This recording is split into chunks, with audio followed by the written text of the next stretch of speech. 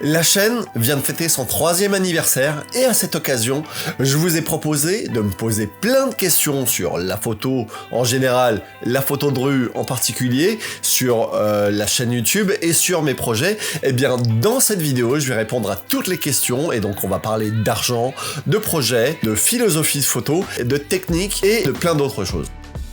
Pourquoi tu as créé une chaîne YouTube ? Eh bien, avec cette chaîne YouTube, j'ai envie de vous partager mon amour pour la photo de rue. C'est un truc extraordinaire parce que, en fait, quand tu te retrouves dans la rue et que t'es comme un gamin dans un magasin de jouets, c'est fantastique. Et donc, cet amour de la photo de rue, je veux vous la partager de différentes façons. Soit en vous proposant des vidéos où je vais me balader et je vous propose des conseils, des astuces. Avec d'autres vidéos, je peux mettre en avant des photographes que j'aime ou des photographes célèbres. Et je propose aussi sur ma chaîne des vidéos de challenge pour vous faire sortir de votre zone de confort et vous permettre de devenir de meilleurs photographes. Pour pouvoir faire des photos de rue, le lieu doit-il nous parler ou pas ? Doit-on être en phase avec la ville ? Pour moi, la photo, ça reste une passion, donc si j'ai pas envie de sortir dans la rue pour faire des photos, je vais pas le faire. Il y a plusieurs solutions. Peut-être qu'il faut s'intéresser momentanément à un autre sujet, à un autre genre de photographie, mais si faire de la photo dans la rue te rebute, là il y a vraiment un problème. Donc moi je me rappelle par exemple quand il y a eu les confinements successifs suite au Covid, après les différents confinements, ça a été compliqué pour refaire de la photo de rue, pour se rapprocher des gens. Tout simplement, j'ai pris mon temps et c'est venu avec le temps. Mais avec la passion, tu vas pouvoir forcer les choses, c'est-à-dire que tu vas pouvoir rester plus longtemps dans la rue, tu vas pouvoir prendre plus de temps pour toi parce que la passion t'aide à faire ça. Mais si vraiment la rue te rebute, eh ben écoute, oui, effectivement, il faut changer de style de photographie. Quelle est la meilleure ville pour la photo de rue ?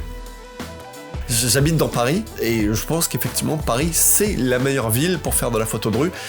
C'est pas étonnant qu'en fait il y a énormément de gens, énormément de touristes qui rêvent de venir à Paris parce que il y a toujours des choses à prendre en photo dans Paris, quels que soient les quartiers, qu'ils soient touristiques ou pas, ou quelle que soit l'heure de la journée ou de la nuit, il y a toujours des choses à prendre en photo, il y a toujours des histoires à raconter avec la photo de rue et c'est pour ça qu'effectivement je pense que Paris c'est vraiment la meilleure ville pour faire de la photo de rue. Quel conseil donnerais-tu pour oser s'approcher au plus proche de son sujet en photo de rue ? J'ai fait une vidéo à ce sujet, donc je vous la mets en description.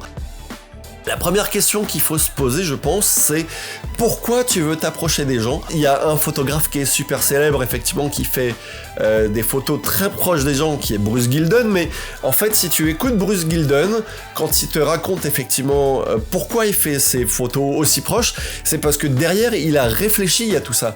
Parce que derrière, il y a une vraie idée. Ce qu'il dit, c'est qu'il a toujours aimé les personnages un peu différents, c'est-à-dire que par exemple, quand il regardait les matchs de catch quand il était enfant, eh bien lui, il était intéressé par le catcheur le plus moche, le plus mauvais, et il a gardé ça toute sa vie, et donc effectivement, ce qu'il veut, c'est avoir une espèce de pureté dans ses photos, et il s'est rendu compte que en utilisant le flash et en photographiant les gens aussi près, eh bien, ça les détachait du fond, et donc il avait effectivement un moment de vérité qu'il ne pouvait pas obtenir autrement.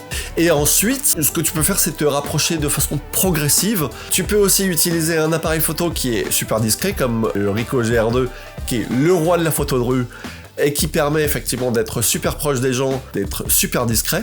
Et puis, la pratique, elle va venir avec le temps, c'est-à-dire qu'effectivement, tu vas sentir qu'à certains moments, tu peux te rapprocher des gens, et tu vas tout simplement faire confiance à ton instinct qui va se développer. Est-ce que tes compétences de photo te servent dans d'autres domaines ? Alors, j'ai la chance de travailler dans la communication et mes compétences en photo me servent régulièrement, c'est-à-dire qu'effectivement, je suis amené à prendre des photos, mais à faire aussi des vidéos dans le cadre de mon activité professionnelle.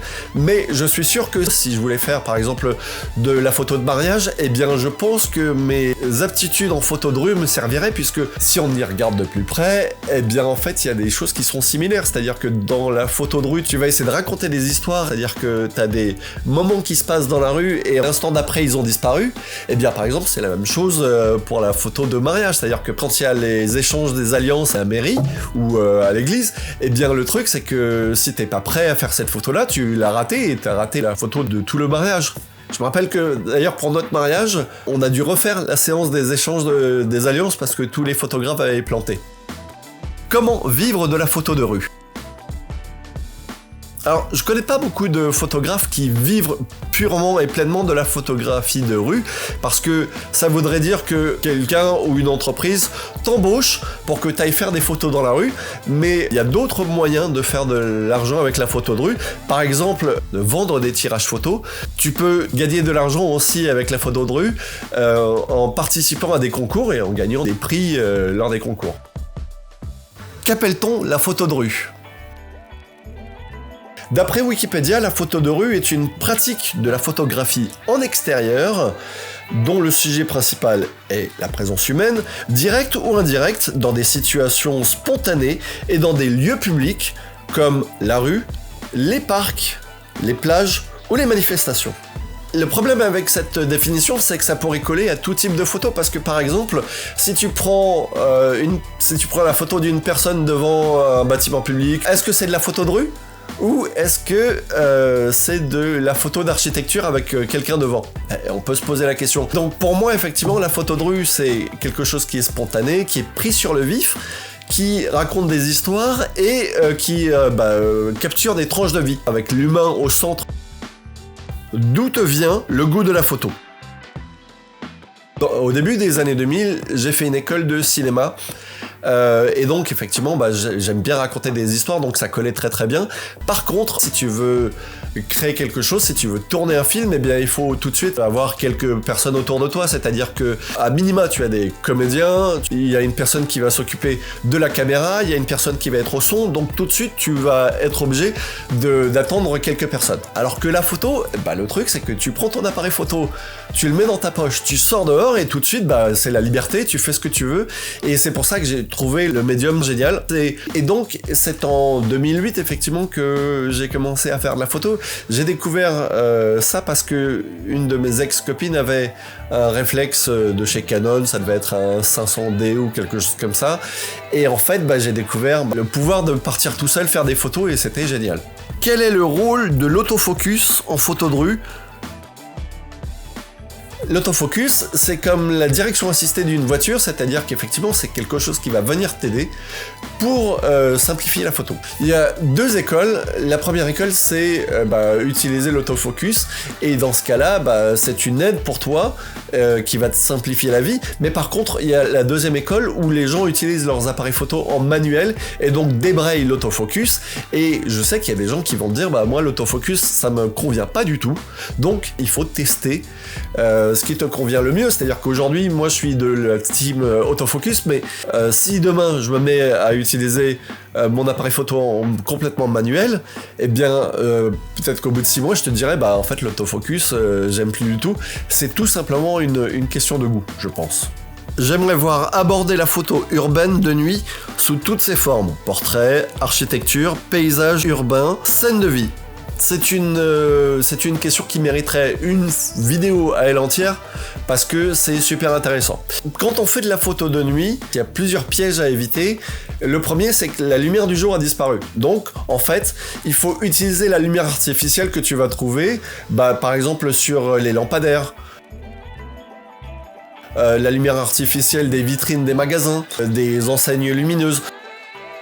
La lumière artificielle, tu en as partout, et donc il faut se servir de ça. Il faut aussi utiliser la plus grande ouverture possible pour pouvoir faire rentrer le plus de lumière possible, et évidemment il faut monter dans les ISO. Alors le risque de monter dans les ISO, c'est d'avoir du bruit sur tes photos, mais en fait moi j'aime bien le bruit, mais sinon il y a un truc qui est formidable qui est sorti récemment, qui s'appelle DxO Pure Raw, qui est un logiciel qui enlève le bruit. Au lieu de lisser les photos comme beaucoup de logiciels font, eh bien l'intelligence artificielle va remplacer ce bruit par autre chose.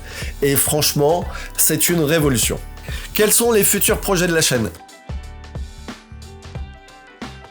Alors, j'aimerais vous présenter plus de photographes célèbres ou de photographes que j'aime parce que je me suis rendu compte qu'avec la vidéo de Alan Schaller, ça avait bien marché, que vous aviez été super réceptifs et que, a priori, vous voulez découvrir d'autres photographes. J'aimerais aussi lancer une nouvelle série sur les quartiers de Paris, c'est-à-dire j'aimerais vous emmener en POV, enfin en caméra subjective, dans Paris, vous emmener dans mes spots préférés. J'aimerais faire des collaborations avec d'autres youtubeurs, pourquoi pas. Donc si vous avez des noms de youtubeurs à me partager, eh bien n'hésitez pas à mettre leur nom dans les commentaires et puis après voilà, moi j'essaierai de me mettre en contact avec eux. Combien gagnes-tu d'argent avec YouTube ? Je gagne pas d'argent avec YouTube parce que j'ai pas assez de watch time, j'ai pas assez d'abonnés.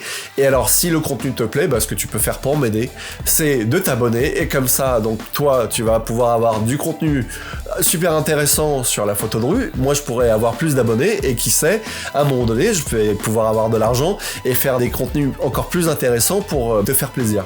Est-ce que tu vas faire des tutos sur la photo argentique ?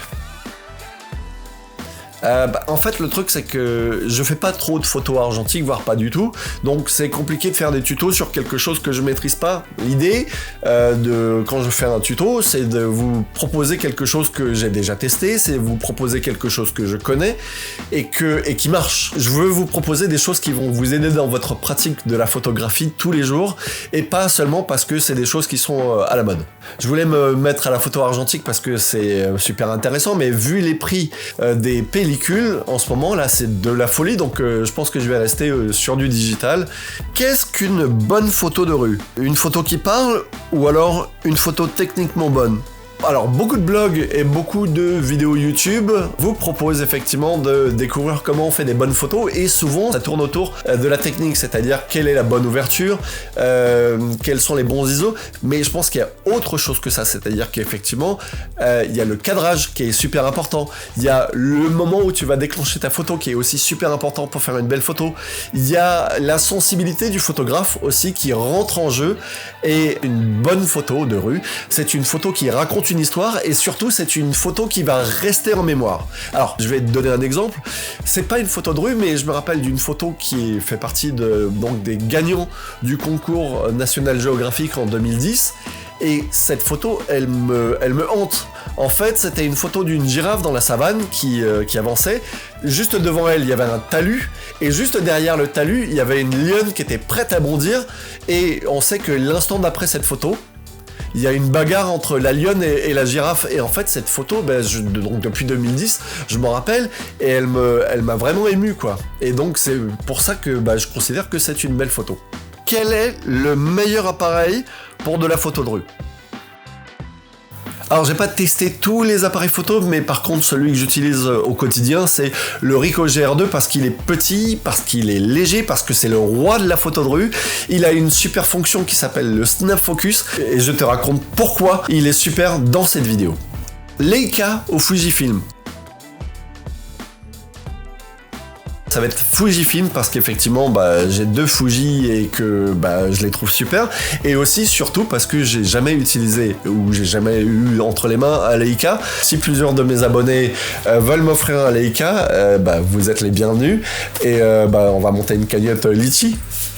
Voilà, j'ai répondu à toutes les questions que vous m'avez posées. Si vous en avez d'autres, n'hésitez pas à les poser en commentaire ou alors à nous rejoindre sur Discord. On a des super discussions sur la photo de rue et sur d'autres sujets. J'organise tous les mois un challenge différent pour vous permettre de sortir de votre zone de confort pour devenir de meilleurs photographes. Et si vous voulez voir d'autres vidéos, je vous propose de regarder celle-là car YouTube pense qu'elle est faite pour vous. Alors on se retrouve là-bas.